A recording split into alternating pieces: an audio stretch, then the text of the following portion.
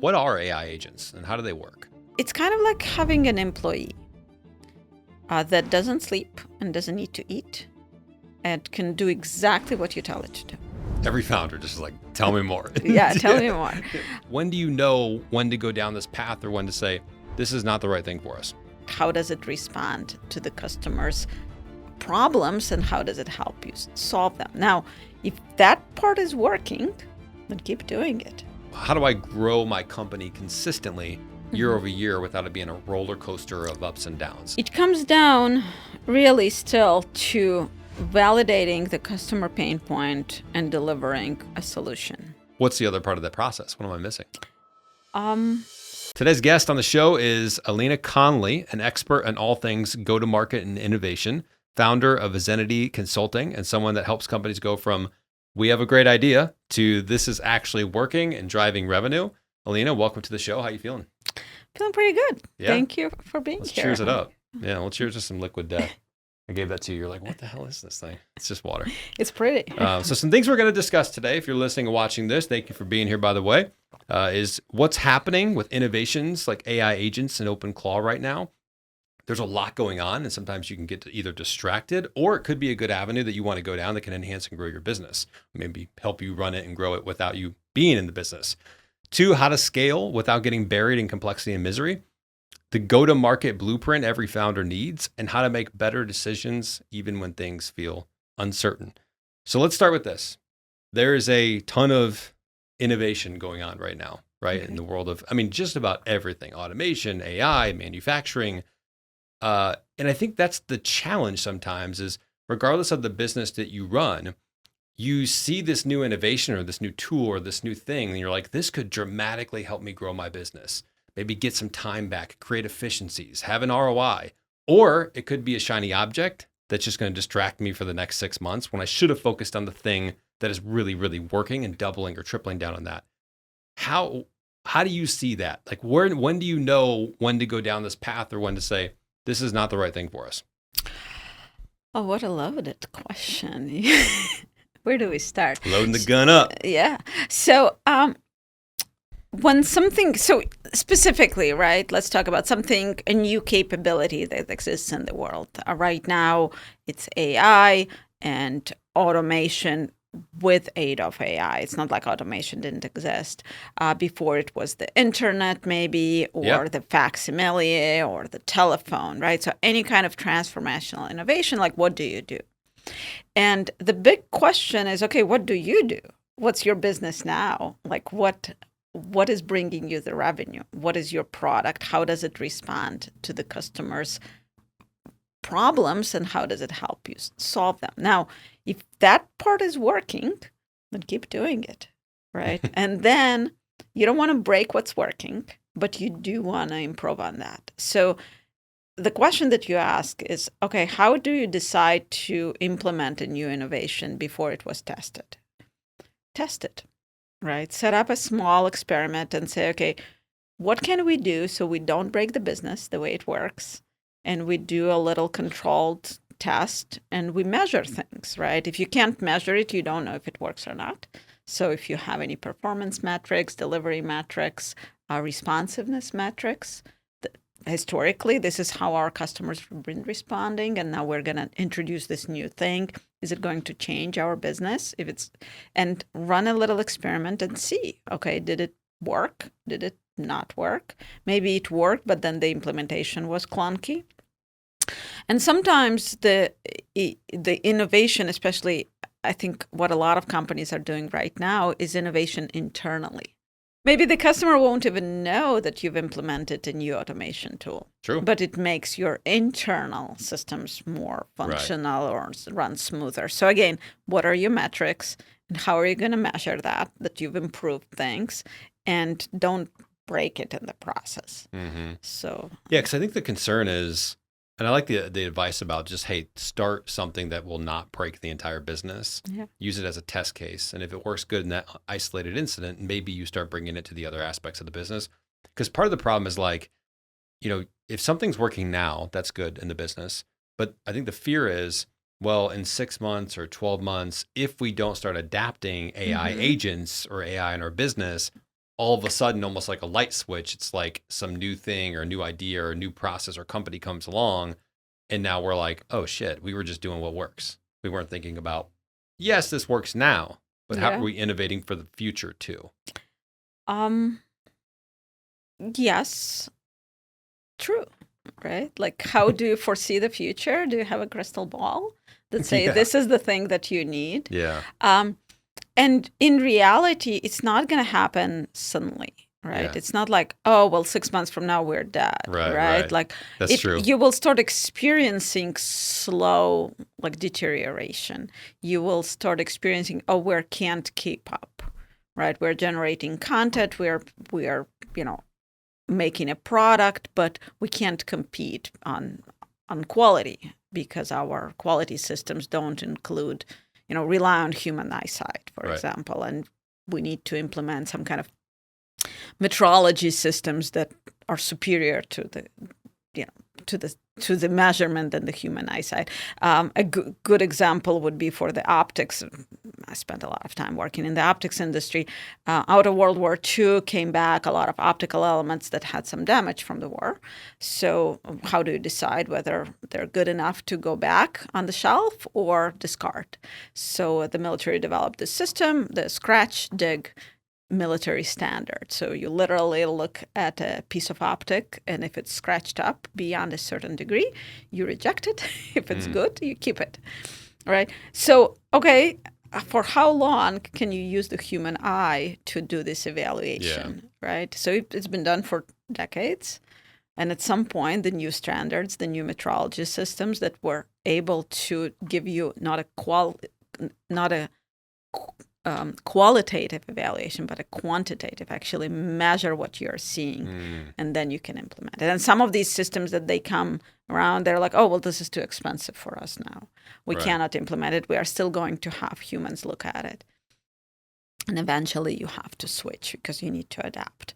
Because your customer is also demanding, well, this quality is not good enough for me. So in relation to, that's kind of history, right? But in relation to AI or machine learning or automation algorithms, you probably are familiar with Google Glass, right? No, or actually. other, it's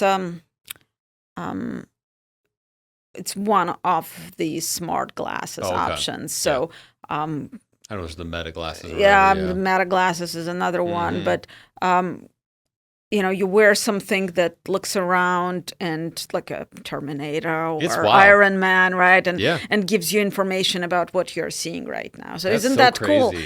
So then you walk around the street and you look at that like a cyborg, right? But where the maximum implementation and benefit was in manufacturing. So an inspection unit, you look at a part, it immediately pulls up the drawing and you compare it right away. So you don't need to do a clickety-click on the screen to bring it up, and it gives you the comparison right away. How close is it to the, to the actual dimensions, because it can see right away and evaluate. We're living in some wild times, guys. This is crazy. So let's for those listening, because I think everyone's kind of heard of AI agents, but what are AI agents and how do they work? So I'm going to give a disclaimer. I'm not an expert in AI agents, but I have several. Okay. So an AI agent is Do you build them yourself?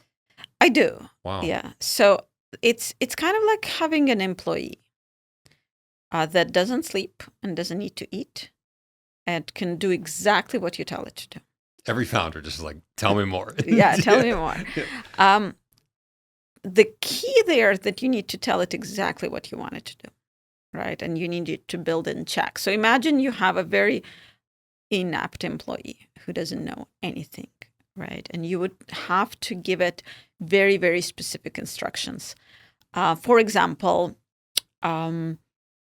when I get an email from this person, create a record in my customer relationship management tool, then take this name and the company name and do a global search on the internet to give me more background on this person and any relation to this business industry, and create a summary and put it in this note that you're saving somewhere. So normally, right, and they can just repeat that for any customer now. Exactly. They have that sequence Exactly. Now, you've created this sequence, which sounds pretty simple, but imagine doing it by hand every time. Yeah. Right? It's I think preparing for the podcast. I could literally have someone look up your LinkedIn, look up your website, give me the top 10 questions or areas I need to dive in based on my podcast and my audience and what I want to accomplish, right? Yep, exactly. Wow. But then it does it when you're sleeping. Yeah. Or some other time that you don't know. And it generates the content that you need to then review and evaluate. And then same thing, testing, right? You give it instruction, it could start pulling information from a person with the same name, right? Or a company, or maybe there is a misspelling, or maybe there is an evaluation, maybe there's a hallucination. So how do you build in the structure to test it and to make sure it doesn't make things up? Right. But it's super powerful. It's a huge productivity boost. Right. Because you just at your fingertips, you exactly know the whole research, and then you can make decisions. Okay, what do I want to do next? What questions do I want to ask? Makes me think I should have an AI researcher for sure. An agent that does research for the podcast guest. Yep. That would be your first hour, researching backgrounds, looking at LinkedIn websites, thinking of what topics, how I want to guide the conversation. But I have frameworks for all of it. So I can give it and say, this is how I structure my show, the intro, this. And then it could do all the grunt work. And I can just kind of go through and check it, maybe swap a few things out here and there, refine it as I go. So that's I think that one is more, some of these things are like easier to understand. It's like, all right, you get an email, you do the research, you give me a summary. Got it. What if, the business we have, one of the businesses, Podcast Builders. Okay. What about for video editing, podcast management? I know you don't know that world super well, but I'm saying like if I were to build an AI agent in this business, aside from research, like how far can these agents go? Like, can they go in and edit a video, or could they, if I give them a raw video, that's where I think there's still so much human involvement needed to a degree, because like, can it decide a thumbnail and a title and a description? I mean, we use AI to do that, but there's a human involved in that process. But I guess you could give it the transcription of the podcast and it could just start doing things, right? You would think that would be available. Yeah. So if that's what you're looking for, go search. Is that tool already in existence? Can you just use it? Mm-hmm. Do you help companies do that stuff? As part of your process or no? Like, how did you build your own, and what do you build it on? That's the other question too, is like, if you're like, hey, Elina, this sounds great. Like, I'd love to have AI agents. Where? Do you like look for a certain company that sells them to you, or do you try to go do it yourself? Do you hire a consultant? Like, so yes, for all of the above, right? For all of the above, there are individuals who this is what their specialty is. That I know several that this is what they do to build AI agents. I can connect you I think to it'd someone. be worth the conversation. Are they founders in the area? Chicago. Okay. So close enough. Maybe we can get them on close the show. Enough. Yeah, close enough. And so definitely happy to make an introduction. There are several companies that specialize in creating these kinds of agents. So one of them is like relay.app. The other one is Zapier. I've heard of Zapier, Yeah, so they're a little bit different in the implementation. I've started playing more with Relay, a little bit less with Zapier. We use Zapier for quite a bit of automations and stuff. Yeah. So I again, not my expertise, so I can't really speak about the differences or pros and cons. There are, so you would think that this would exist, right? So do a search, understand, okay, is this something that already exists before you start creating your own custom tool? Yes. My experience so far has been that what I imagine doesn't quite exist in the implementation that I want. So it makes me frustrated because I don't really want to build it myself. Right. I'd rather take it in. So my vision, my ideal is I take a lot of notes, and I have client emails, I have research notes, or just conversation notes, memos, reports to the client. I want it all stored on my computer. I want my AI agent to go and mine all of this data from months of working with the same client and help me analyze the next step. okay, what is the next innovation strategy? How do we structure it? How do we build the milestones? How do we make the go, no-go decisions? What is the market looking for? What is the next opportunity? How do we structure the funding? And based on all of this research that I've already done, this is all of the data that I've already accumulated, right? Basically giving access to my internal knowledge base and working on that. So it doesn't quite exist in the way that I need it to do. So OpenClaw, you mentioned a little bit. It maybe does that. I just haven't tried it out yet. And I know we won't spend too much time on AI agent stuff because I know it's not like core, but it is something you have experience with, and it's innovation. It's like the top of mind for people right now. One thing I do, I think, is like a business hack is, and there might be some people that listening do this, but there's probably a lot of people that don't. Is every client I have, I create a custom GPT for them. And I not just like feed it information and the stuff that we're doing, but I also, every meeting we have, I transcribe the meeting, the transcription. I feed it to that AI, and then it remembers everything. And so, if I want to implement something, some things I, want to implement, I don't need the AI to tell me what to do.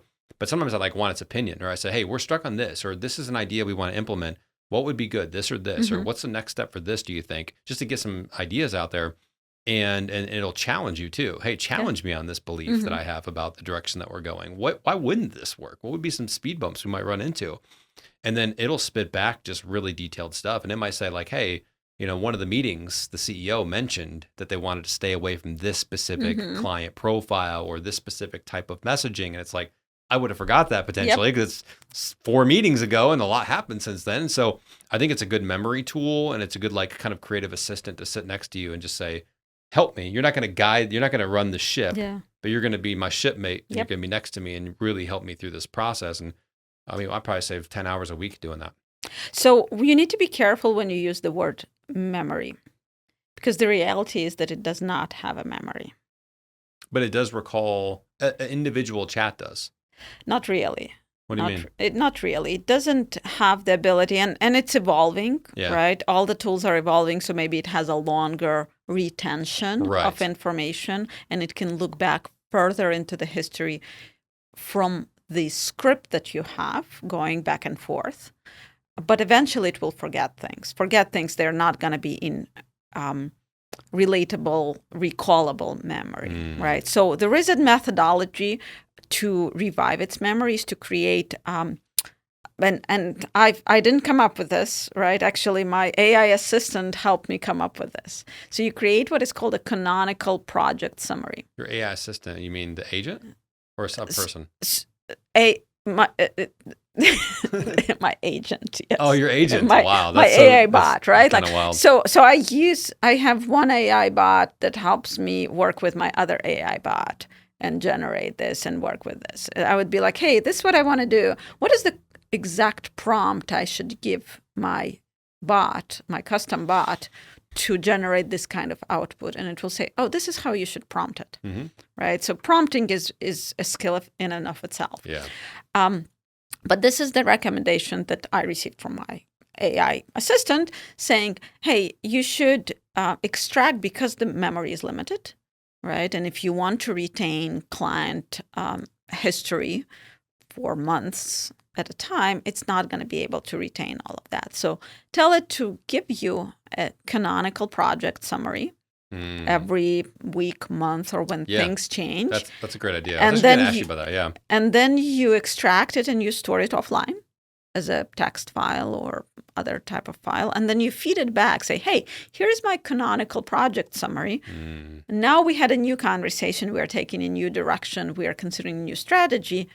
Take it all into account and think about Canonical project summary. So that's good, because I was thinking about going from ChatGPT to Gemini, since we already use Google Workspace. And I was like, oh, I'm not going to be able to bring my memory for certain clients and stuff, because it does store stuff. But I think to your point, how far back does it go? Yeah. The other point I've ran into on ChatGPT is that once I use that certain bot so many times, because of the memory and all that's it's storing, it gets slow and laggy. And it's like, so I've been thinking about, if I did want to move it or do what is it called? The what did you call it? The canonical project. Canonical project summary. Project summary. Yeah. Okay. What's canonical mean? Well, canon. This is canon. This is your storyboard canon. This is the true true to the project. It's not making it up. Okay. It's pulling information. Now, I don't have experience with ChatGPT. Yeah. Quite honest, I don't use ChatGPT. What do you use?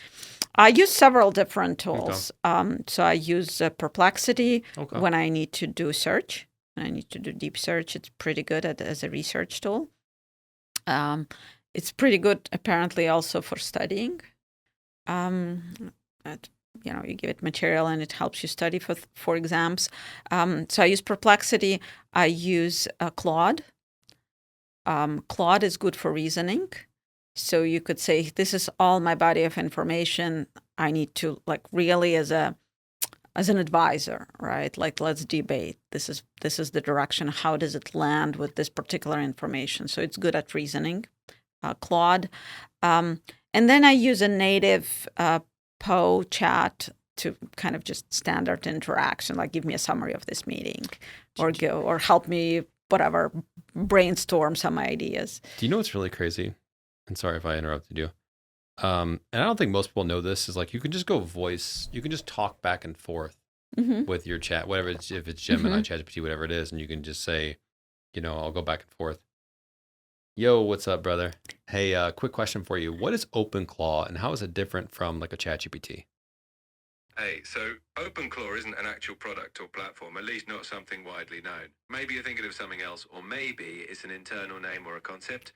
But in general, something like ChatGPT is a conversational AI that responds in natural language to pretty much anything you throw at it.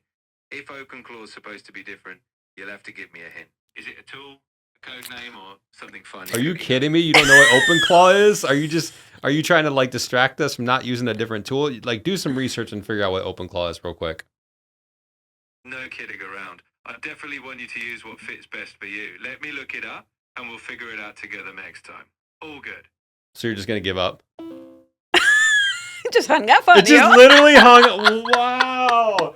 Man, this is the first time we had AI on the show, and it just greatly disappointed. Now, am I saying it is OpenClaw, right? I mean, why would it not be familiar with that? That's so weird. Well, sometimes you need to prime it and say, this is the tool that I'm considering. Hold on, let's do this real quick while we're on. So OpenClaw. So remember what I was saying about a very rudimentary employee, right? An employee who does not know what is OpenClaw, right? You assumed it would. Well, it doesn't. Yeah, because OpenClaw AI, personal AI assistant. I hear a lot of things about OpenClaw right now. It's the buzz. So I think it's worth and I know founders listening to this are hearing about it too. We're going to get to go to market and a bunch of awesome stuff in a second. But okay, let me do this. Let's see. Okay, well, I just gave you the OpenClaw. So what was your excuse for not knowing that? Because I feel like everyone's talking about this. Honestly, no excuses. Sometimes new stuff slips under the radar until someone awesome like you brings it up. I'm all about diving in when something's hot. Now that I know, I'm actually pretty pumped to see how tools like that evolve. So what's the difference? What's OpenClaw versus like a ChatGPT or different AI agents? OpenClaw stands out because it aims to be more of an autonomous agent. So instead of just chatting or providing answers, it can actually carry out tasks on your behalf, like booking things or managing files. ChatGPT, on the other hand, is conversation. Right. So it's an AI agent then. Exactly. It's all about that ability to take action beyond conversation.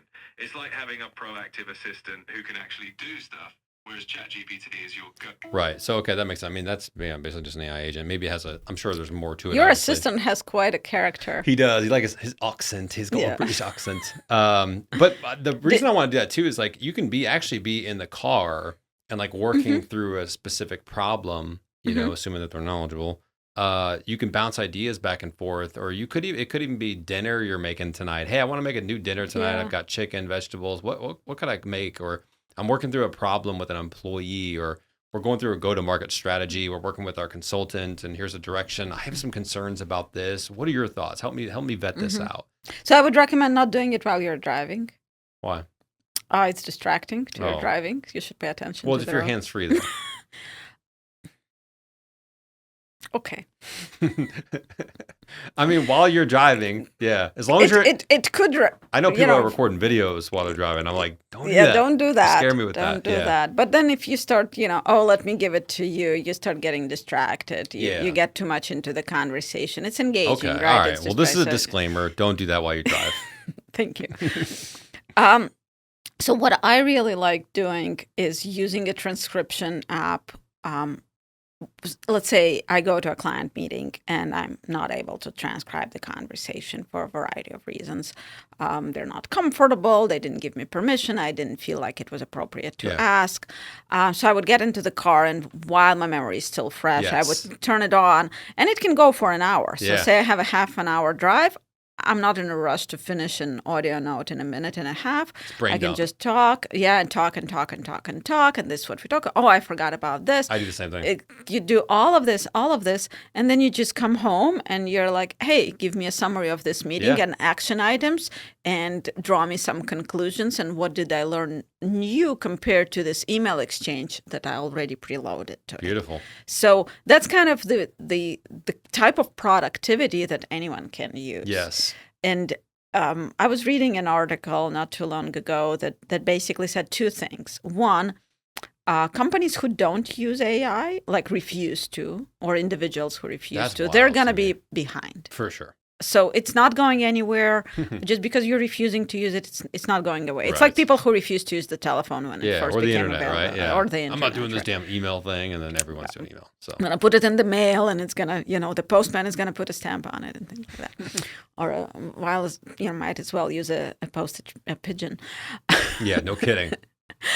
So that's one thing. The second one is AI is not going to necessarily replace our work, but augment it. Yeah. So there is no substitution for the creativity and the kind of connecting things and coming up with solutions and even evaluating what the AI agent tells you to do, right? When you're debating, there is no substitution for human knowledge. The knowledge that you've accumulated throughout your human experience and life, like you make podcasts, right? You can't just tell an AI agent will make a podcast. No. Yeah, it will substitute. Maybe it will be a very highly executing intern. Mm-hmm. But at some point it will reach a limit that you're like, come on, this is silly. Right? I can do better without you, right? Yeah. So, but then if you can supplement your work and give it the busy work that you would, that is really draining to you, that like taking meeting notes or coming up with deadlines and action items to pull out from meeting notes. Like, this is annoying. It can take you half an hour to just do that. Mm-hmm. And your agent can do it in, seconds. Yeah, it's crazy, and this is just the very beginning, which is really what's wild. Is that if we flash forward 3 years, 5 years, 10 years, I mean, it's going to get crazy. Yeah. And so, to your point, like you got to be using AI, and just find ways to cut down. Your meeting point is exactly right. I do that too all the time. I'll do brain dumps. Mm-hmm. Just like, here's what I'm thinking about, or here's an idea for a content or a YouTube video, whatever it is, and then AI can organize that. And however you want it to be. Yeah, so where you do need to be careful, and it's still an unresolved topic, is privacy and security. So let's say if you meet with a client and they give you some proprietary information, don't give it to your AI. Yeah, for sure. Yeah, and that is why when I was talking about I want it local on my machine, then I contain it, right? And I don't share it beyond it. Don't send it to the cloud. I don't need to worry about it leaving my machine. Yeah. And so far, I haven't been able to implement that. Well, that's why you got financial firms using Harvey or using Jump AI. You got law firms using Harvey AI. They're specific AI companies that focus on specific industries where they know they have to be compliant. It's got to be privacy. Like it's not just an open sourced, ChatGPT, who knows what they're doing with your information. Gemini, all of them. Supposedly they have limits. Yeah, supposedly. Exactly. Okay, let's talk a little go-to-market. Okay. So GTM, what is go-to-market for new companies, or would people use go-to-markets that have existing companies? Maybe they're launching a new product or a service. We just went through this with podcast builders. Had to kind of rethink, how are we going to bring this to market? What's going to be our channels? What's our, it could be both, right? So what's the process? Like, what's the go-to-market strategy in your mind? What are the different kind of phases? It depends. It depends on your product. Yeah. It depends on your client or your customer profile. It depends on the problem that you're solving. geography. How are you distributing it? Just like the things that you mentioned, right? What are the different channels? If it's a software product, if it's a hardware product, if it's a consumer product, if it's a business to business. But is there a certain kind of framework or maybe different phases that you would take, a company through to say, first thing we need to do is understand this. Then it's going to be this. I looked up a couple things. It was like from AI, it was like niche, your point of view, flagship offering, acquisition, conversion path, create early proof, systematize sales, yada, yada, yada. I'm just curious if there's something. Yeah, this is the standard framework, right? So the first step, right, it's in any sales process. First, you need to validate that your product solves a problem, right? So you first identify that you have a product market fit. Okay. So let's use podcast builders as an example, right? So a usual challenge with startup founders, especially technical founders, is they have a solution looking for a problem. Exactly. This is a really cool tool. It's like no one needs it, or there's something else about Absolutely, it. They need it. They just don't know it. Okay, you want to go and evangelize your product. Okay, great. Good luck. Yeah. Come back to me when you actually have validated the problem. Right. So this is foundation, and it's different when you talk about when you talk to early stage founders versus an established company. Because an established company, you would think that they are over that, they figured it out. Yeah, they're not going to just chase a dream, although sometimes they still do. So validating the product market fit, talking to your customer, and then a lot of my work is with tangible products. So it's not software, even though I have several non-tangible products, which is just a software. So how do you? So let's do a little workshop. Okay, let's do it. I love it. I love doing this stuff. Podcast builders. Yeah. Okay, let's do a little workshop. Go to market. Cool. Let's do it. What do you need? What do you want? Where are you? Yeah, where are you now? So, I have Impacts Marketing, which I've had the last 6 years, which you can consider it like a fractional CMO, right? So we help companies build in-house content teams so they don't need to rely on other companies to do content. They can do it themselves. We help with hiring, coaching, training, strategy, all that stuff. Then I launched Podcast Builders, which is now, we have the studio here. So you rent the studio. We do the editing, back work production, and then we help build a strategy around it where it attracts clients. So the whole thing with Podcast Builders, before any of that tactical stuff, is relationships are everything in business. And we believe that if you build a podcast, you can own the conversation, build relationships, and turn that directly into revenue for your business. It's not depending on an algorithm. It's AI proof, and it's something that you have full control of. And then you can create a bunch of content for social media, website, and other channels. That's kind of the premise of it. It's not like, hey, do a podcast, it's fun, and hopefully you become Joe Rogan or you'll get all this content from it. It's like, this is a revenue generating machine. Okay, right? So there are two things that you said that I kind of want to pause on. Okay. One. This is great. I love this. This is great. This is great content, guys. You're getting to see this. This is like action items. Yeah. So one, you said that we, it is a relationship based. Okay. Well, how are you creating a relationship with a podcast? Podcast is very one directional. What do you mean? Well, you're transmitting to the world. You're not. Yeah, but you're with the guest. Okay. Oh, okay. Okay. So that's different. So if. Yeah. So let me so be explain clear. more. Let me be clear. So, and we started this podcast going on almost 2 years. And I saw the relationships that came out of it. I saw the depth, the content, the conversations. I saw afterwards, I continued to talk to these people.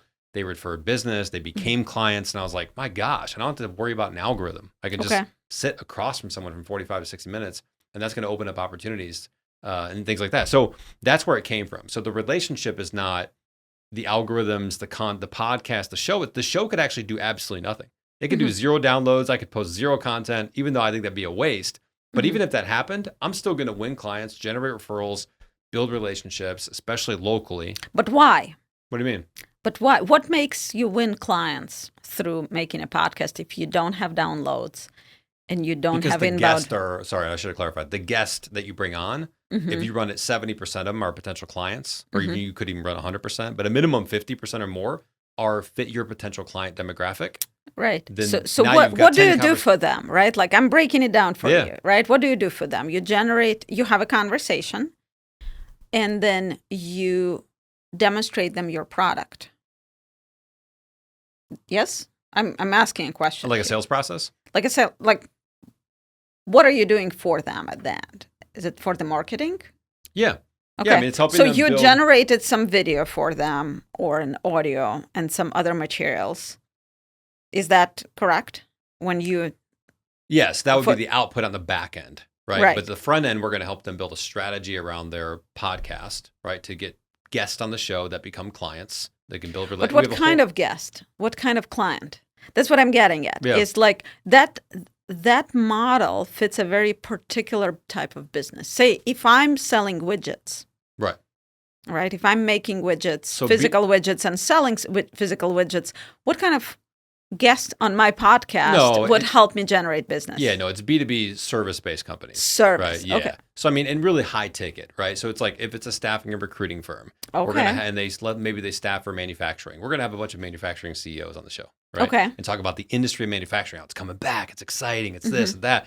And they're gonna build relationships with those people, and there's gonna be opportunities there. And we've just seen this happen in any industry, whether it's healthcare software, whatever it is, as long as it's a bigger ticket item, because to your point, if you're selling a $100 widget, you need to go run ads. You need to pump out high volume, high conversion, viral videos. Like it's influencer marketing. It's a different play. Not that you can't do some of those in B2B, but this is like slower sales processes, higher ticket, sticky offerings, things like that. But what is it that you're doing during the podcast or your clients that are building their podcast? What is it that they're doing that generates the business? Having a conversation for 45 to 60 minutes, that's intentional. Building a relationship with them and then teaching them what to do before the podcast and then what to do afterwards. So touch points, all that stuff. So right? Why having the podcast is any better than having a conversation without a recording equipment? Well, because what's the ask if you're going to ask someone? If I got a big CEO of a manufacturing company, right? Let's say I'm staffing and recruiting and I'm want to get a manufacturing CEO out to lunch. What's my ask for him? What's your ask for him? Well, if it's a sales pitch, it's going to be, hey, I think I can help your company. And he's like, we work with a bunch of other recruiters. We have 3, on staff now. The barrier to get through to that, and I did sales for 10 years, B2B sales in staffing and recruiting in manufacturing. So the barrier for that is going to be pretty tough. You can do it. But if I go to that same CEO like I do here and I'm like, hey, you should come on the podcast. A bunch of free exposure for you, free content. We'll get your brand out there. We'll have a great conversation, da-da-da. That's an easier ask. Yeah, but then you're like, oh, by the way, I also do recruiting. Well, yeah.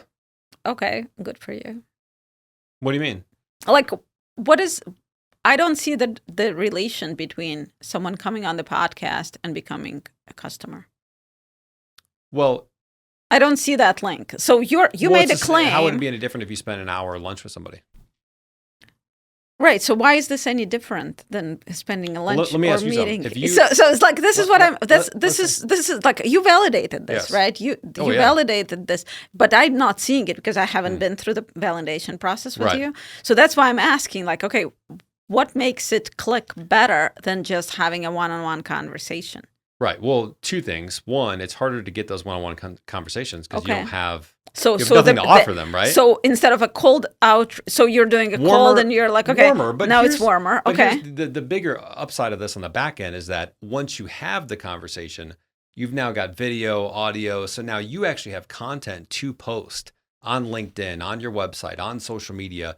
You now have these touch points afterwards with the guests. I mean, think we do the show. We're going to have all these clips now. We're going to tag you in the clips. Yeah. You're going to tag us. You're going to be posting. It creates your network to get involved. Now your network are going to see it. So it's this huge ripple effect. So is it the reciprocity that you gave them material and therefore they will be more likely to engage with you for whatever other business that you're doing? Potentially it's some of that. Okay. But part of it's like, hey, if you're spending quality time with somebody, like if I said, hey, Elina, I'm going to give you a show and you can use a studio, which is Podcast Builders.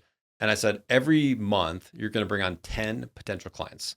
Okay. These are, who's a business owner for you? Like, is it CEO or ICP for you? Ideal client profile. Is it like a business owner, CEO? Someone from the leadership team. Right, an yeah. executive. Yeah. And I said, we're going to get 10 people we're going to create badass video content first and build a nice trailer and a couple episodes with people that will come on the show and just do the show with you. After that, they're going to see, holy cow, this person puts on quality. We got a podcast website now. It's going to look legit. Now you get 10 people to come on and sit across from you from 45 to 60 minutes. And you're talking about their world, what's going on, the industry, what's happening. How many out of those 10 do you think you'd be able to set up a next step with? I don't know. What would you guess? I don't know if it would be any different than if I just had a conversation with them. But how would you get the conversation? How would I ask them to come on the podcast? But that's an easy, there's a ton of benefits for that. Yeah. Free publicity, a bunch of free edited content. But it's a lot of effort. Not really. You No. show up and talk. I mean, you know what I mean? I mean, your Okay. access to people is like so much greater if you have something to offer. It's like, hey, invite. I think that's a new way of marketing. It's like, it's relational marketing. It's conversational. Same way if you did an event. Why do conferences work? Why do people getting on stage and speaking to keynotes?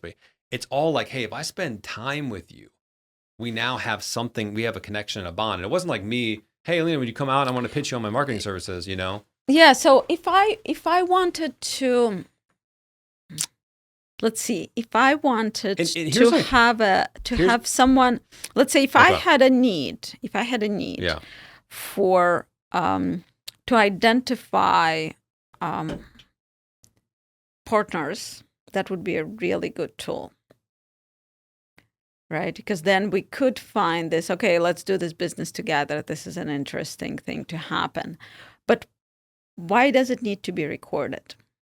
And this is what I struggle with, right? That the podcast itself seems to be a different type of business and a different type of relationship and a different type of direction than actually talking about, hey, let's do a workshop on your business. Hey, this is what my style is. Come back to me and we'll do an actual strategy of go-to-market or innovation or things like that. But you're not building brand. You're not owning the conversation in the industry. Yes. So if That's a the huge goal piece is of it, to, right? yes. If It's like showing up to a bunch of conferences Yeah. versus I'm putting on the conferences. yeah. I'm having guests come speak on the stage. I'm speaking on the stage. We're creating a bunch of content for social media. That's going to attract other customers, right? So there's this whole for me, my background in social media is like LinkedIn, YouTube, TikTok. I mean, I've won 100 plus clients, high ticket clients on those social platforms. So I know the power of what content can do. Yeah. I just think that's actually like the secondary thing. That's Yeah. like, hey, the relationship, the clients Yeah. you can win from the conversations you have, because that just matter. We've just seen it happen. And I've run podcasts in a ton of different industries. It's worked every single time. Yeah. I mean, we just wrapped up for a healthcare software company. Mhm. They had 3 podcasts. 2 of them are leads already. And then one of them, they hired the damn guy. Wow. So it's like, It's but then on the back end, you get all the content. So it's like, that's Yeah. not to go on a marketing, I don't want to stay on course here, but just like, I think this is good. And I think if you had probably time to go through the business model a little bit more, I think, Yeah. it might help. It's just so new to me that Well, this is your first podcast. Yeah. You've never Well, done a it's actually podcast? my second podcast. In person though? Not in person. Okay, so Yeah. second and podcast yes. ever. Of course, you're not going to understand the business Exactly. model. So that's why Yes. I'm struggling so much. It's like, Yes. what's the connection, right? But just think about it like this. And I'm not typically do slow. you believe in social media? Do you believe that it's helpful to get your brand out there, that you can win clients get speaking engagements and guests on podcasts? Do you think it's good to have a brand? I believe that it is good for certain, if it's used correctly and for specific purpose and goals. So thought leadership is important, right? Coming across as the expert in the field. Hey, I know what I'm talking about. Come and ask me, right? So a good example would be professors typically get a lot of requests for consulting, right? Because they're already out there. There is this trust-based relationship with their students. Their students leave to the world. They also do research that someone else pays for, which is university, right? And you can just tap into all that knowledge.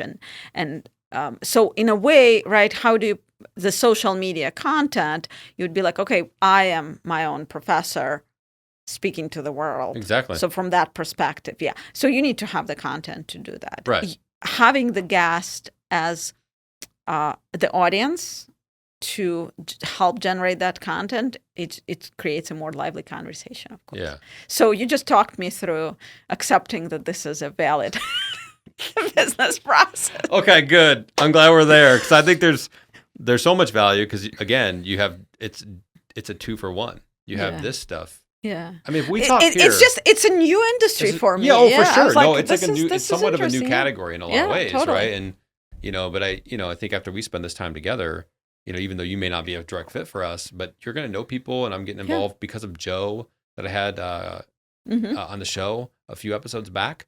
I'm now getting involved with some of the people at Innovation at the Page and going to an event. I met you at an event. It's just like, you got to get in front of people and build relationships and get to know them. And I think this is one way to do it. It's not the only way, but it's one way. And then on the back of that, imagine all those networking events where you're talking about the cool stuff you're doing around stage. Now that's all content. Right. Yeah. Exactly. You don't need to go to a gazillion networking events and say the exact same thing. And then here's the compounding effect that most people don't realize. We're looking at this as like, okay, we've been doing this less than 2 years. Imagine 3 years, 5 years, 6 years, when this is like the Chicagoland entrepreneurial podcast. I'm actually shocked that you're like not better known with a website like yours. Well, it takes time though, from a podcast standpoint. Yeah. I mean, we're 100 episodes in. That's like nothing in podcast. Probably. World. Yeah. Again, it takes time. Not my industry, but yeah. I mean, Direcivo, Joe Rogan, all of them spent years, before anyone really. Yeah. But again, long term is great, but in the short term, we're generating a bunch of great content. We're building a movement, a community around it. No, it's cool. Yeah, we're winning clients from it. So it's like, to me, that's why I think it's the ultimate. It's a short-term victory, but also long-term, you will own the conversation. Yeah. So one of the things that I noticed recently, and it has to do with the thought leadership and community building. I see folks coming on and with the shorts on LinkedIn and just podcast or video episodes. And I also see, especially the service businesses, generating community events. So there is cohort-based learning or cohort-based services. And I think it's just a new style of doing business, which is pretty cool. Because you're not just benefiting from working with the consultant one-on-one or with the consulting firm, right, one-on-one. You're also benefiting from having this cohort. Totally. But in a way, it is also a different business model. Yeah. You don't just, as a consultant, right, you're not just making money doing work for someone. You're also engaging with the community, giving back to whatever your engagement model is. So it's fascinating. It's interesting. I think it's a slightly different skill set too. Yeah. So for me, at this moment, is a little bit uncomfortable. Because it is a different skill set than just let me come in and do the work. Totally. Yeah. When you build a community, it's and you could even mix in both. You could do some one-on-one consulting work and then also build a community around it. Right. That was my first product. In 2020, I launched a LinkedIn video bootcamp. Somebody listening might be a part of that. And it was part community, part one-on-one, part digital assets and courses. So, but the community aspect was amazing. I have friends from there that I still talk to today. Right. It's like amazing. We still text and stuff today. It's like, it's and then people fed off each other because now you got leaders stepping up and they're, hey, this just worked for me yesterday. I did this, and this, and helped me win a client. And someone's like, oh, I'll try that tomorrow. Okay. So back on the go-to-market rails. I think Let's continue with the workshop. Hey, I say that this podcast, Founder Talk, is the realest room in entrepreneurship. And I think I got to be willing to get vulnerable and open and share and have somebody give me feedback and dissect it. And I think this is the same for the guest. So I like the live stuff. I don't think enough people are doing that. Just having real conversations. Like, let's just talk some real shit here. Like me and you were just, it's not like the cameras are rolling this. Like me and you were just having lunch or dinner, right? It's a little different. Well, I guess maybe I'm so used to it, You're so used to it. Yeah. But it's actually an interesting demonstration because what you just experienced, right, is me asking hard questions. Yeah. And I do that. Yeah, that's good. And some people don't like that. Yeah. And they don't call back, which is fine. Yeah. But they didn't really want to grow if that's the case. But that is my style, right? How do I uncover where you need actual help and support? If you know all the answers, great. You don't need me. Right. Right. You don't need Azenity Consulting to come in and do a innovation strategy for you in development. Yeah. But if you through asking these difficult questions, right, then that's when I cover, okay, what is your need? What is your alignment? And what can you do actually to move to the next step? Right. And that's kind of where it is. So this is what you just experienced. So welcome to the club. So I appreciate it, and I'm all about it. And I try to challenge my clients the same way, right? Like earlier today had a similar conversation where I challenged their way of thinking. Yeah. And they were receptive to it, and they want that because they want to grow. But now, so let's go back to your go-to-market strategy. Yes, okay. Really quickly. Imagine if you now are you having these client calls virtually? Some of them? Most often, yes. Imagine now you are recording yourself. So now just not the client getting the impact. Now you can publish that content to the other prospects can see it. And other people that are listening to this right now that are in various stages of their business as a founder or aspiring founders are listening to this now and go, wow, this is like, I mean, this could change somebody's life, you know? And so I think it has impact beyond, if it's just me and you talking, it's me and you talking. Right. If we now record it and now everyone gets to see this, there's a greater impact and there's a greater brand and there's a greater opportunity to bring more people in, whatever that looks like. So that's my whole thing and I have a whole t-shirt on it called I am the content. You are the content. Yeah. You just got to record it and dialogue and record these conversations and you can put it out there. Back to the go-to-market. Mm-hmm. You're going to ask me something else. Well, let's keep workshopping. Okay. What else would you want to know?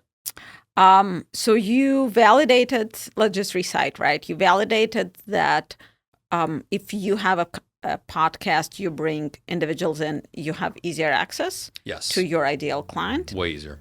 And you develop the relationship faster and deeper than you would otherwise. I love where you're going with this. This is because you're really getting down to the actual value. And then I appreciate that. You end up with follow-on conversations that lead to business. Yeah, and then on the back end, you get all the content, which helps you build brand, own the conversation. But from the podcast creator, that's correct. That's your, sales easier funnel. way in, good relationship built, access points on the back end to continue that conversation for months and months, years. Yeah, so you figured it out. What else do you need? Yeah, well, I mean, but then, but what's the other part of that process? What am I missing? Signing the contract. A lot of people actually have a difficulty converting a good conversation and a good relationship into actually paying business, valuing your work correctly. Let me touch on that too, in case someone's wondering, because I think what I don't want people to do from this is take this and be like, I'm starting a podcast and then do super salesy, pitchy things where people are like, oh, they just got me here to pitch them. Like, that's terrible, right? You have to, and I've had that experience. I was on a podcast recently. It was 15 minutes long. I'm like, that's not even long enough to have a podcast. And then literally at the end, they started asking me a bunch of questions about like my business. And it was just very cold. It just didn't feel like we had any relationship whatsoever. We didn't go deep on anything. And then they were just like trying to pitch me at the end. And I was like, this is a terrible experience and I never buy from you. So I let it kind of happen organically. Or you can ask maybe one question like, hey, I saw you guys are doing this. Have you ever thought about doing something? I'm happy to do a free audit for you. I'll come by and just run through your LinkedIn, run through this and just show you some opportunities. No strings attached, like no pressure. Just I love helping my podcast guest out. And I'll do that for anyone. I have done that for everyone if they want. And so I think there's to your point, making the sale afterwards, it's got to be intentional, but it can't come across like a giant sales pitch. Well, but at some point you have to, right? You have to come across and say, okay, we've done this work together. You know you need me. I know that I can help you. This is how much it's going to cost, and let's do it, right? So that's often a challenge, especially like I have this challenge too, right? Is the converting. Okay, I can help you all you want, but having that conversation and converting, it's always like, am I going to do this actually, right? How are we going to have this conversation? Now, did you have sales experience before becoming an entrepreneur? Yes and no, right? My background is engineering. Right. So okay, well, that makes sense. They don't teach us that in engineering school. So I came from sales. So for me, it was like, relationship building, uncovering a pain, making sure you can like to me, it was more of a natural probably move to entrepreneurship because it is very sales-based. But if you didn't come from a rigorous commission sales job, that's something you got to learn. Now, there's things I suck at early on as an entrepreneur that you were probably great at, like from an engineering technical standpoint and how you think through thought processes. It might have took me 3 years to figure out what you did, you knew day one. Which is what? Like just technical thought processes. Yeah, thinking just how you broke that down now. Like, the engineering mindset behind processes and systems. Like, that's not something, I didn't know anything about that. Like, I had to learn part of that, and I'm still not great at it. That's great. It So keeps are you we good to move on, entertained. or should Yeah. we still stay on the go-to-market thing? Is there anything else? Well, I don't know. What can I help you with? Well, I don't wanna- Let's use this time. Well, I also want to make sure we're giving value to the audience and that they're not bored by this. I hope you guys are staying in with this one and like it. And actually, send me an email, drop us a comment, leave us a note on this episode and ask, hey, do you want to see more of live kind of Yeah. demonstrations like this or breakdowns? Because it doesn't have to be my business. We could look at any business, break Yeah. it down, and would this be valuable to you guys? Let us know because we need the feedback, right? Yeah. We don't know. This was actually great fun for me. I love Yeah. doing that. Okay, let's go through Yeah, that. let's work through it. try It's real shit. And Yeah. this way you also see how I work, right? What kind of questions you look at the dynamic and you're Yeah. like, you know what? She's a little too intense for me, and you're Yeah. like, this is exactly what I needed. So let's do it again. And right? I'm gonna, if you did it, I would hire you if you did the AI agents thing. But if you know someone that does it, then I'm Put you gonna in get touch. connected. And so this is it, right? Yeah, and I love connecting people Yeah, like to this other is it. people. Great. It's yeah. just it. And so yeah. Anyways, what let's talk about sustainable business growth. I had that down to talk about. So how do I grow my company consistently year Mhm. over year without it being a roller coaster of ups and downs? Is that something you help companies with, and what advice or strategy might you give them? So consistent growth year over year. It comes down really still to validating the customer pain point and delivering a solution. On the back end, you still have to verify that you're delivering this solution with sufficient profit margin that will give you the growth, right? So if you grow too fast, you could choke. If you're growing too slow, you're just too slow. So finding that sweet spot and identifying that. It's very case by case scenario, right? So there is no one formula that, Right. you go to business school, you learn the formula, you just plug it in. It's in a way a little bit of an art, Yeah. a little bit of a science. It's not like engineering, actually, unfortunately. But the growth happens. So there are different types of growth that a company could go through. Let's take an established company. Let's not talk about new early startups Right. that you typically work with. Well, I don't work with startups, but yeah. Well, founder talk. Seven to eight figure B2B Okay. service-based companies would be our target Okay. demographic. So, which is, again, service-based is a little bit outside of my kind of world because I deal with more tangible products. Right. But let's say it's all Is it applicable. 7-8 figure, or would that be bigger or smaller? Are you in that range roughly? It's In that range, small to it's- medium-sized companies, right? yeah, small, medium-sized companies, right? So, let's see. So you have a company, and let's say you have a product, right? You're making money. Are you going to continue making the same product forever and continue making money and grow your market share?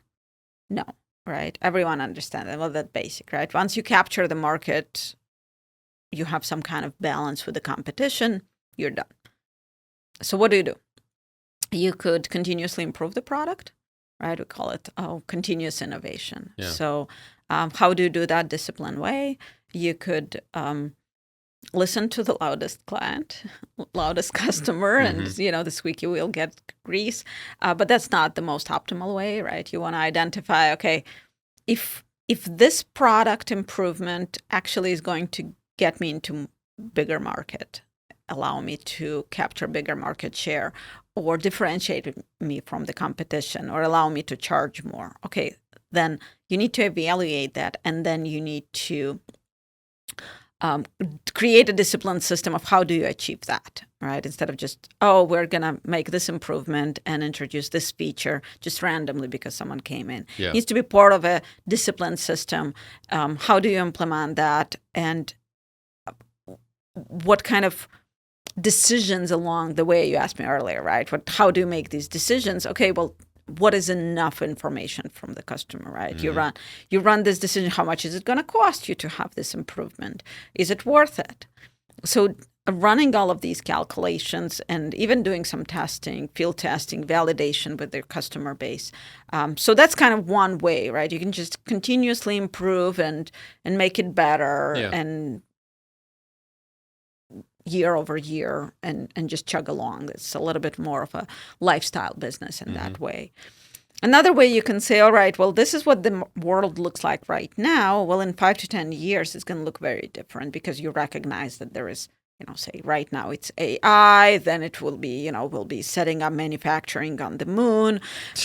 That's not even a joke. Right, either, or some things like that. So there is going to be a disruption. So if you can foresee some kind of a disruption or prepare for it, right? What is coming up? What are customers expecting? Before iPhones were introduced, no one even imagined that you would be touching things on the screen without having tactical buttons. Right. That was revolutionary. How do you come up with a product like that people then adopt and use? So identifying what the customers may want into the future, and that doesn't exist yet. And then you're like, okay, this is this white space innovation, and I'm going to develop a product in that space. So one of the projects I did, it was actually great fun. An augmented reality space for watching sports game or a concert, right? A performance concert, right? So tickets are expensive, travel is complicated, safety, mobility issues, right? Well, if you want to participate, but you don't necessarily have the ability to be there in person, what is the next best alternative? Somewhere between watching it on TV and being there in person, right? And excluding wearing a brick on your forehead. Right. Right. Because exactly. So developing a system, imagine like have you ever been to a karaoke bar? Karaoke bar, yeah. Yeah. So it's the same thing. You go into the room, but it feels like you're in a stadium. Yeah. All right. So that wasn't a fun project because this kind of technology currently doesn't exist.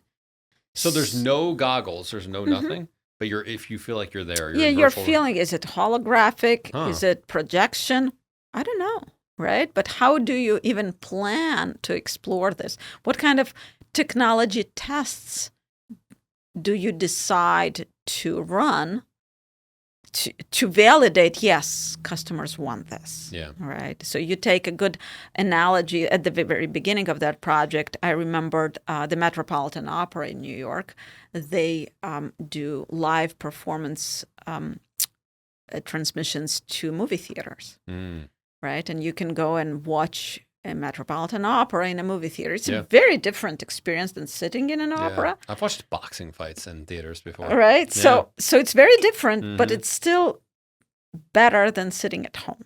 Right. It gives you some additional value. Maybe it's the behind the scenes interviews. Maybe it's the close-ups, right? Maybe it's the commentary. So we did this. So then you define, okay, this is where we want to go as white space. It will take us, 5-10 years to develop this technology. But what can we do incrementally along the way to run little experiments? What kind of pilot can we do? So when we did this project, our pilot was, okay, let's do sports events that are little league. Right? Let's not go big. Let's do little. Right? A little league sports event that is accessible for people with mobility difficulties. All right, so like a grandma who is not going to attend the grandchild's sports event because it's too complicated, too far, sitting on the bleachers. In a retirement home, it's hard or to somewhere, get out or right? something. Yeah, but having something like a virtual reality where you can even interact with the other audience members who are sitting there live. Right, so imagine that. Wouldn't it be cool? That's cool. Yeah. So that's kind of, how do you imagine something like that? You validate it in the marketplace. You run a small pilot. It's not exactly what you're trying to do, but also doesn't require a huge investment. And as you get along these kind of pilot steps, you also validate and you justify your business. Like, yes, we will invest, $100 million into this development because that's as much as that's what it will take to get there, to develop this system over the next 5 years, right? So that's the white space. And then you could be like, okay, and I'm an established business. my internal innovation team is great. We're doing this incremental innovation. I have a little pocket of this white space innovation, but that's kind of not enough. Okay, what do? Well, I can buy another startup that already did that, right? So you go through the same steps. You identify what you need to add to your business in order to continue growing, right? So, and then you identify your source and you buy them and you absorb them, or you have a different methodology to continue growing that product, right? So that's growth through acquisition. And there could be growth through licensing. So we're going to license this patent and this step of technology, and we're going to develop it in-house with the full scaling from like zero to lab to bench testing to pilot to scaling up to production and commercialization. So like when you have the right balance of all of these, that's how you can keep growing. Yeah. Thought about Elon Musk through all this too, because he's developed so many multi-billion-dollar companies, and very product focused. And it seems like he just nails it every single time. I think there are people that would argue with that, but in terms of his businesses, though, I mean, I think even in Tesla, terms of the businesses, what is it? X? Well, what's it called? SpaceX, PayPal. There is the Boring Company that didn't go anywhere yet. Yeah, but who knows? Right? Who knows? Right? Well, I think you're going to have failures, right? You have to. You're going to make mistakes, you have to, but it's very product focused. Product focus that's a very important. Like you need to really focus on the product and how does it respond to the customer needs? Yeah. And foresee what the customer is going to need into the future. If you just respond to today's needs, you're not really innovating for the future. So is it weird having a service-based business coming from like more product-based and working with product companies? Is it unique for you now to have a business that is more service deliverables? And then what's your plan with the business? Yeah. So I really enjoy supporting others and seeing them grow. So that is super satisfying. All right. If I'm working with a client and I can see them transitioning from being a service-based business to actually doing manufacturing because they've developed the technology to do that, I'm so happy about that. Yeah. It was like, and I helped them get there. This is super cool. From when I was an engineer, right, I've done a bunch of technical innovation on my own. I have my patents, I have my publications, and I'm like, I'm done, right? Yeah. I've exhausted my ideas, and I don't have any more. But I can take someone else's idea and I can help them grow up with it. Do you think you really don't have any more, or you think you just lost the passion for it? I don't see a reason to do that. It's hard. It's hard coming up with ideas and starting from zero. Seems like it, yeah. It's very hard. So like the patterns that I developed, like there was a real need. I was in pain, and I was like, I need to figure out how to do it better. So it's like, okay, I'll just figure it out. And then it's like, oh, we're filing a patent on it. That's unexpected, cool. So if you're trying to invent something for the purpose of doing a patent, I don't think you'll actually do it. You need to really identify a problem that you're trying to solve, and maybe it's a unique solution. Yeah. Well, so what's going to happen with the company that you were talking about earlier? Which one? The creating the metaverse type thing that they can be a part of. Or was that an example? It was an example. Oh, okay. Yeah. It was it was meant to be pitched to the CEO of Sony. Wow. Yeah, because they're big. Sony has rights for cricket events in India. Okay. So again, you're talking about sports events, right? So a lot of viewership. So the market is huge. And what do you want to do with your business? Do you want to grow it to a point where it can kind of run without you, scale it? Do you want to keep it more of lifestyle? It's you and maybe one or two other people? Yeah. So right now, I'm the business, right? I'm the brand, but that is not my goal, is to where to be. I do have a team that I rely on when projects require more than I can give.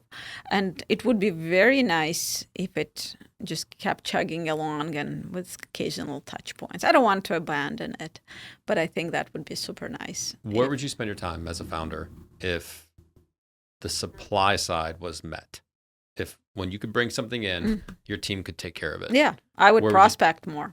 Yeah, you do more stuff like this, right? Yeah. I love business development and prospecting. It's identifying problems, finding the solution. Yeah. That really speaks to me. And then again, watching the solution actually change the client's business and helping them grow. Yeah, for sure. That's super cool. What have been the two maybe best prospecting channels for you? Or what would be some of the ones that you'd want to focus on if you could spend all your time on that? Say that again. Rephrase what would be the top two prospecting channels? Like, how do you generate leads, customers? Or if you had more time, what would you want to do that you're not now? So right now, I'm 6 months in.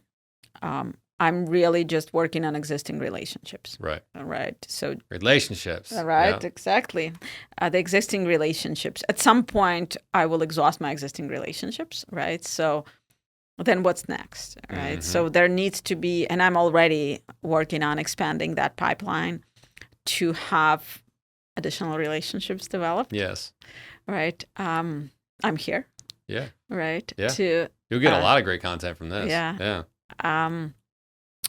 And have people, know me, know my working style, and value what I can bring to the business, which is a little bit difficult to just advertise because it's very custom to what the need is. So that's still fine-tuning that point. It's like, okay, what does it mean? But they all have similar problems and pain points, and right? Without going too niche. If you were going to do a podcast, what do you think you'd do it around? If I were to do a podcast, obviously something that would help grow the business, but like, what would it be like a go-to-market podcast, or would it be like product development, innovation?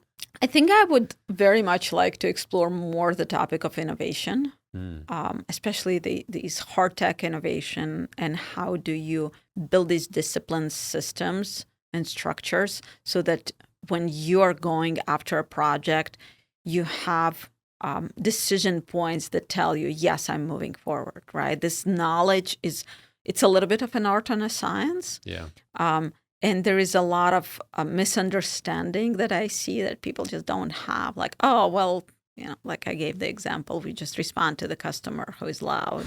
Right. So I would like to talk more about innovation and the product development part. So who would want to talk about that? That's a bigger question, right? Who would I invite? Was that your next question? Well, it could be. Yeah. I mean, I think it'd be the leaders in innovation. Wouldn't it be the people that you usually work with, right? That could be. Yeah, that could be. Although I can't see how that would convert to more clients. So. Are you joking now? Are you messing with me now? Well, if I'm already talking to the leader in innovation, right, they already have it figured out. Well, then what value do I bring to that? Well, right? It's got to be a leader that needs help with the innovation or go-to-market strategy or whatever. Well, they would never admit that on the podcast. Well, yeah, you wouldn't talk to them about their problems on the podcast. Yeah. Just like I don't talk to people about their marketing problems on the blog. I'm like, your website sucks. Your LinkedIn content's terrible. You have no brand. You could be generating way more customers, but you're not because you're not active. I should be posting more on LinkedIn. Yes. It takes a lot of mental effort and mindset to actually generate the content and think ahead. Okay, this is the idea that I want to develop. This is how I want to develop it. With all the AI agents, right, you still need to think about that. Oh, for sure. This is the topic that I want to explore. This is how I want to say it. Yeah. And this is the idea that I want to convey to the greater masses so that they come back to me and say, hey, tell me more. Totally. Yeah. And part of that, again, is if you were to record some of those calls you have, one-sided, you don't have to get the client on the call so you can protect their privacy. But, of you coaching them through something, right? And then we do that all the time. But anyways. Yeah, I would actually love to do that because there are some aspects of theory, so to speak, or basic information that I share over and over and over again. I was like, can I just put it on replay and go get myself coffee? Yeah. And I mean, good example is there are going to be people listening to this show, this episode that go, wow, we should bring her in. We need something like that, right? Because you're able to, you said smart things. You said before the podcast went live, I got to say smart things. You said some smart things.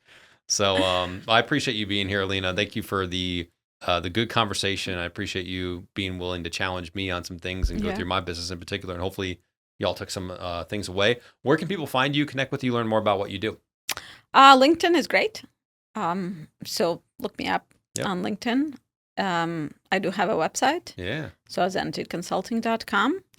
They can also find me at Innovation DuPage. I work out of Innovation DuPage. Yeah. I'll be at one of the events coming soon. Excited It's to a get cool involved with place. that crew. Yeah. It's a cool place. Very cool. Well, thanks again for being on the show. Thank you guys for watching, and we'll see you on the next one.